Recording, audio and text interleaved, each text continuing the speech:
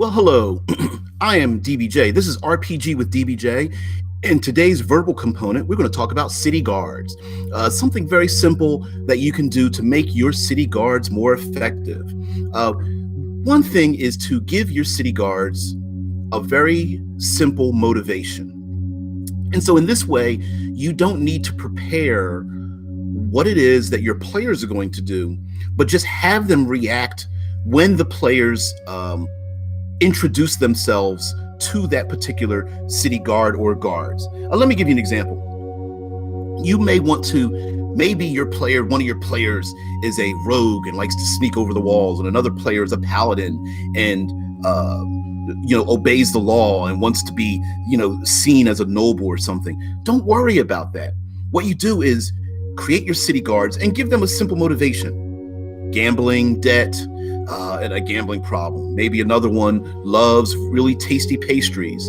Yet another is a young recruit and wants to do his best job. And yet another is a veteran of three past wars and is very suspicious of anyone and everything. That's it.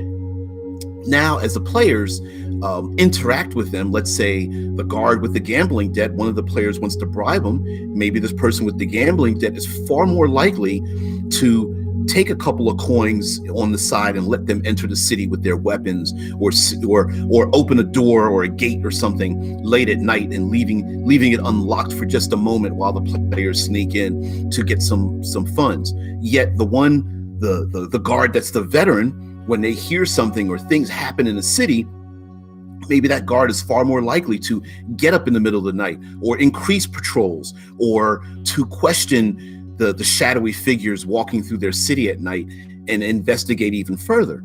So many of these things could happen to make your city guards have far more of a personality.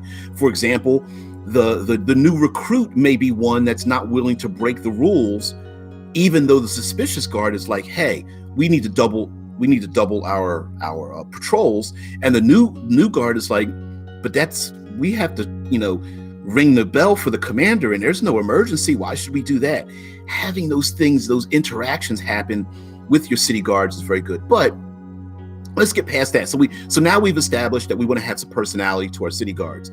Not only do we want to have some personality, but just like the city guard I was mentioning, that was the veteran that was far more suspicious, maybe some of the city guards are better at doing things than others. And the PCs with some investigation roles or some insight can find out that one city guard is probably more likely to find out what they're doing if they're doing something underhanded than another city guard. And so maybe they want to place something in the drink of one of the city guards to have them pass out or get them drunk or have them put or heck, even just knock them out and stick them in a closet somewhere so that the other city guards are not better able to handle what the PCs are doing, because this one city guard is very good at their particular job or function or has a particular knack for a skill. And it also makes it far more dynamic. But lastly, sometimes we have urban environments and we have people that have magic. How do we handle magic in an urban environment with city guards? Well, first of all, it depends on how popular, how pervasive magic is in your world. If it is not very pervasive, they're probably not going to have very many magical defenses against wizards and other spellcasters. But if magic is relatively common, if people know that magic exists, and especially in an urban environment, they're going to be exposed to it. Now, of course, the default would be that the entire city or areas thereof in the city have anti-magic. That's a good thing to do, but not your best option. Logically speaking, anti-magic is a very high-level spell. So unless something ancient created this anti-magic field and the city was built over top of it, or an extremely powerful wizard lives in this city and doesn't want any adversaries and doesn't want any rivals doing things untowards, may cast this type of anti-magic field around every place. But it also makes sense to have the anti-magic field, let's say, in a medallion or a orb or on a staff that members of the city guard walk around with. Maybe members of the city guard aren't city guards at all. They are priests or druids or acolytes that patrol around the city carrying these things so that the nobles are protected or certain particular institutions are well protected. But we can even back down a little bit from that, from the anti-magic. How about just having areas that illuminate or create a ringing sensation or something whenever magic is used? Essentially, it doesn't stop magic from being used, but it sets off an alarm. And that alarm could be visual, it could be audio, it could be both, or even alert city guards that magic is being used, and track, even possibility of having things that can track down those individuals that cast spells. Maybe there's a mirror that is able to reflect off of surfaces and almost like thermal imaging in many ways, in a medieval sense, to detect the footprints of someone who has cast a spell. And of course, any of these things that you use, you want to have the players have the chance of understanding that this is what's happening in a city. Hey, when you entered in a city, this is what they use. As well as there could be magical guilds. Maybe when players enter the city and they're known to be spellcasters, they are encouraged to wear a bracer on their wrist that alerts the guild that you're being a magical person, and you must pay the guilds an exorbitant amount of money in order to not have to wear this thing around your neck or your wrist or something, or a medallion around your neck that prevents you from casting spells. Or maybe it's something as simple as there's something pervasive in the air, whether it's on purpose or an element of the city that just causes disadvantage on spellcasting attempts. You can also have things where the spell's less powerful. So offensive spells, maybe everything has, the materials in the city are well protected, so everything has resistance to it. So the city guard, they wear uniforms that have resistance to electrical and cold and fire attacks or something, but only within the confines of the city. But we can even go even far more mundane than that. Why not have hounds or guard dogs that can sniff out either spellcasters or the material components they use? Maybe there are special birds or some other kind of exotic animal that can detect the use of magic and hunt those individuals down in patrols, searching for them. Maybe the city guard has trained displacer beasts or blink dogs or something, and they go around going after and finding these individuals and questioning them when there are crimes that are happening. So those are just some options. And lastly, I will say, what happens when the city guard is called? How powerful should the city guard be? A good rule of thumb for calling the power of city guard is exponential growth, basically a multiplier of 2. For example, a BC punches out or slits the throat of a city guard. That city guard is essentially a level 1 character.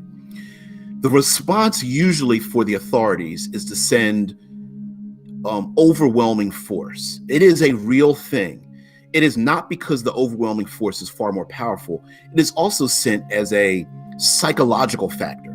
If we send more people than are needed, their superior, quote unquote, firepower will be one that will hopefully detain whatever criminal activity is going on. So the next step would be that a quote unquote level 2 or CR2 investigators would arrive, which might be either 2 guards that are level 1, or maybe 1 level 2 guard shows up. And then you multiply that again from level 2 to level 4. Or when I say level 4, I mean levels/CR, basically multiplying either the number of them, the people that are coming to investigate and stop this whatever criminal activity, or the power level of them. Someone who's far more capable of dealing with the situation, far more intelligent, someone who is able to respond better to what they perceive as maybe an arsonist, a serial killer, thieves, brigands, pirates, or what have you. They will try to bring forth people will be called from further and further away, and being called from more and more important things that they're doing to this particular situation. So for example, we can go 1, 2, 4, 8, 16, 32, 64, and on and on. Now, it's not that one individual with that power level would show up, but a combined element of that. So when you get to, say, a level or CR of 8, it might be one individual that's like and you can use stat blocks to reskin some of these individuals. Maybe someone shows up with the abilities of a Naga, let's say. And let's say the Naga has a CR of 5 or 7 or something off the top of my head. Well, then maybe let's say that it's CR 5. Maybe they show up with 3 other individuals that are their like backup. And so those 3 are just like first level, henchmen or what have you, and they're investigators. So this arcane guard shows up to investigate what's going on. They're CR5, and then they have 3 more. That makes it maybe a quote unquote combined level of 8. Now, I'm just doing this as I don't have a mathematical formula for doing this. I'm just saying that by doubling up, because let's say that individual is taken out. You use the stat block of a Naga, but it's just a city guard, whatever. They get taken out. Now we move from 8 to 16. Maybe 2 quote unquote CR8 individuals show up. Maybe they are powerful knights or a wizard and his barbarian bodyguards show up to put down this uprising or whatever, and so on and so forth, until it gets to such a point where the PCs are tracked down and surrounded by what would eventually end up becoming, if it goes on long enough, will become an army. Essentially, if the player characters become the enemy, it is the equivalent of the PCs going on adventures where there are bad guys out there, like that need to be hunted down and arrested and or killed or something. So yes, I know it's a little rambly there. That's kind of my style. But essentially, when guards are called and you're trying to figure out what power level, start low and just double each level above as each level of guardians are taken out or surpassed or usurped in their abilities to stop the player characters. Essentially, because it is a common sense thing. If 4 police officers are taken out, they're going to send at least 8 more, right? If 4 police officers are taken out, they're going to send armored troop carriers and well-armed SWAT members and things, because the individuals that assaulted the initial 4 police officers are highly lethal, and we need to show a superior force and have the ability to handle whatever firepower they are exhibiting. Same thing would go with a fantasy setting as well. So anyway, I'm DBJ. This is RPG with DBJ. Thank you for watching and or listening to this verbal component. We go live Monday through Friday, 6 a.m. Eastern Standard Time on this channel. And then Saturday and Sunday, we have verbal component. So essentially, we will fill your ear hole with some verbal candy 7 days a week. So this is one of those pieces of candy. Thank you very much for allowing me to participate in this minor event in your day. Have a very good day. Please check out all the things below in the doobly-doo, as well as Critical Hit Publishing, the cinematic environs, of which I am a contributing writer. Join the Discord and all the various things of joining our Facebook group. And please like, share, subscribe, spread the word that RPG with DBJ is out there to behold, to enrich your day. Have a good one.